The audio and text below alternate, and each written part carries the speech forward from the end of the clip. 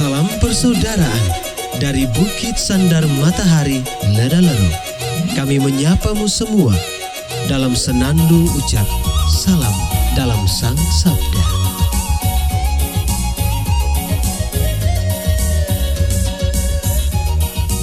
Bacaan Injil dan Renungan hari ini, edisi 20 Maret 2022, hari Minggu Prapaskah ketiga, disusun oleh Frater Rano Mare SPD dan akan dibawakan oleh Frater Aping Edor SPD. Selamat mendengarkan.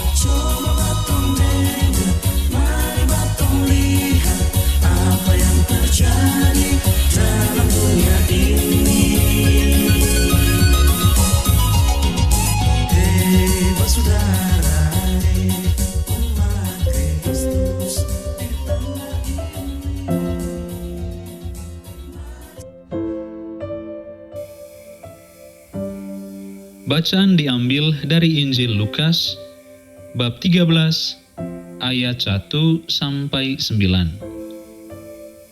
Sekali peristiwa, datanglah beberapa orang kepada Yesus dan membawa kabar tentang orang-orang Galilea yang dibunuh Pilatus dengan darahnya dicampurkan dengan darah kurban yang mereka persembahkan.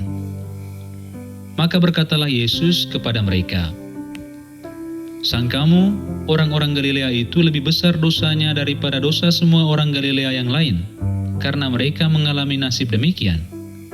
Tidak, kataku kepadamu. Tetapi jikalau kamu tidak bertobat, kamu semua pun akan binasa dengan cara demikian.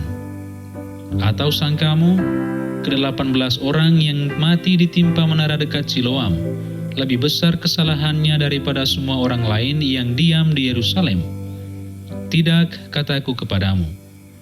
Tetapi jikalau kamu tidak bertobat, kamu semua pun akan binasa dengan cara demikian." Kemudian Yesus mengatakan perumpamaan ini. Ada seorang mempunyai sebatang pohon ara yang tumbuh di kebun anggurnya. Ia datang mencari buah pada pohon itu, tetapi tidak menemukannya. Maka berkatalah ia kepada pengurus kebun anggur itu, "Sudah 3 tahun aku datang mencari buah pada pohon ara ini, namun tidak pernah menemukannya. Sebab itu tebanglah pohon ini. Untuk apa pohon ini hidup di tanah ini dengan percuma?" Pengurus kebun itu menjawab, "Tuan, biarkanlah dia tumbuh setahun ini lagi. Aku akan mencangkul tanah sekelilingnya dan memberi pupuk kepadanya. Mungkin tahun depan akan berbuah. Jika tidak, tebanglah." Demikianlah Injil Tuhan. Terpujilah Kristus.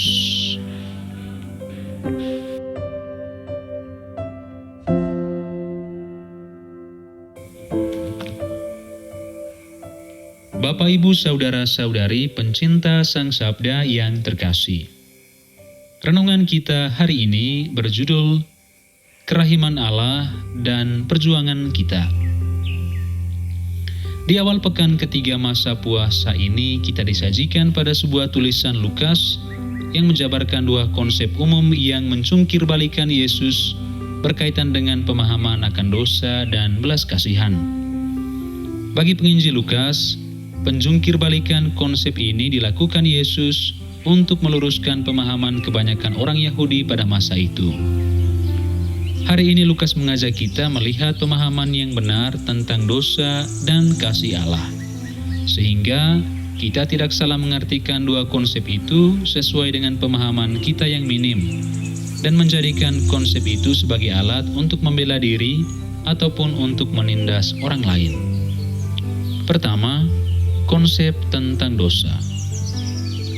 2 musibah tentang pembantaian orang Galilea dan tragedi menara dekat Siloam tidak bisa dikaitkan dengan dosa.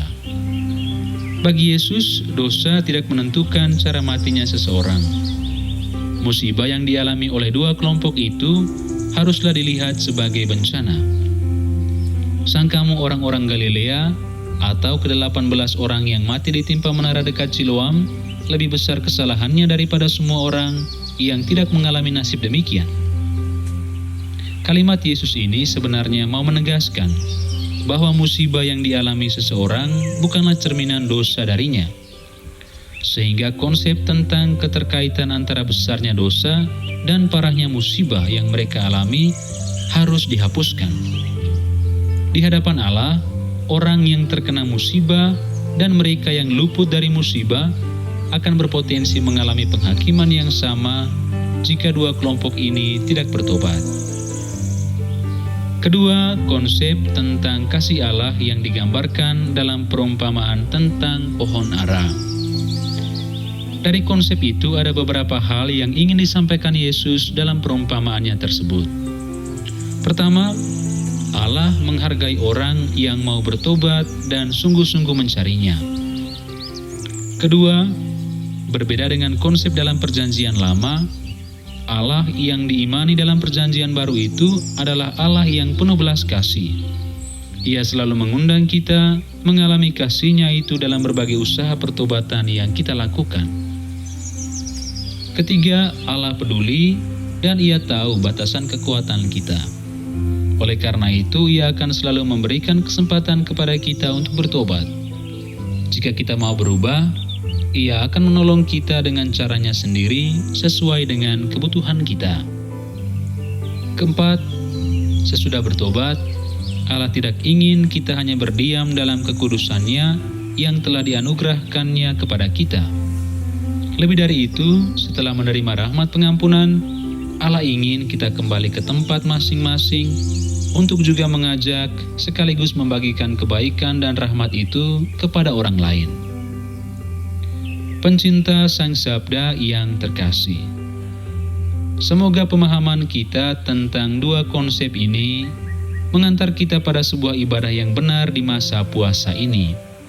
Sebab ibadah yang benar itu selalu bersentuhan dengan momen pertobatan dan tindakan belas kasih.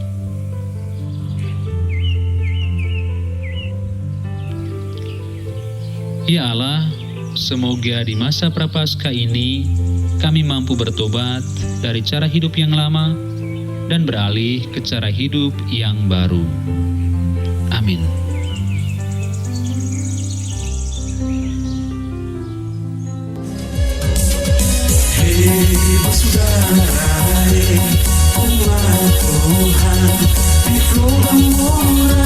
Sahabat-sahabat pencinta Sang Sabda, kita baru saja mendengar bacaan Injil dan renungan edisi hari ini. Sampai jumpa kembali pada edisi berikut. Terima kasih kepada Divisi Kerohanian website Seminari Tinggi Santo Paulus Ledalero. Semoga Sang Sabda menjiwai seluruh pengalaman hidup kita hari ini. Tuhan memberkati kita sekalian. Amin. Dalam satu hati, dalam kasih Yesus. Mari dengarkan sapaan sabda dari komunitas Seminari Tinggi Santo Paulus Ledalero setiap hari Senin sampai dengan Sabtu di www.seminariledalero.org.